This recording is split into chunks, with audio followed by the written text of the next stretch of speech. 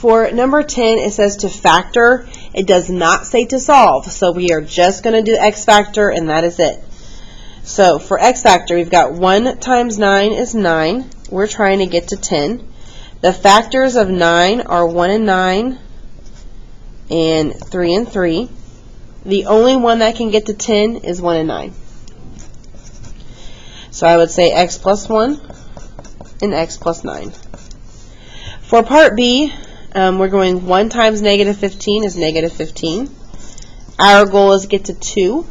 So the factors of 15 are 1 and 15, 3 and 5. The only one that can get to 2 is 3 and 5. So we would make the 3 negative because 5 minus 3 is positive 2. Plus, we talked about how if you do the small number first, second number is the larger number, these signs on this side have to match. And they do. So we would say x minus 3 and x plus 5. For number 11, we have x factor again, just factoring, not solving. And this has a number bigger than 1 here. So this is bottoms up. So we're going to say 2 times 4 is 8. And we're trying to get to negative 9. So the factors of 8 are 1 and 8, 2 and 4.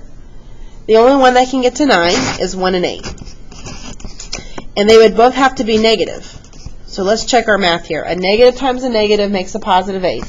A negative plus a negative makes a negative. So negative 1 minus 8 is negative 9. Now I will go ahead and write that in factored form. But we have to know that we have to divide by 2 here.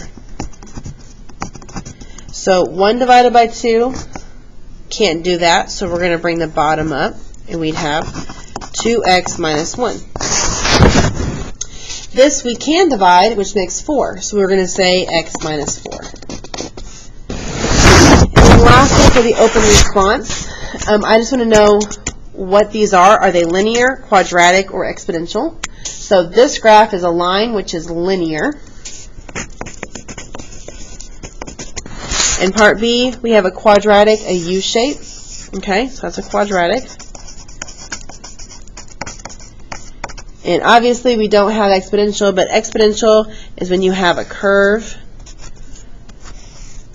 Either one of these would be considered exponential.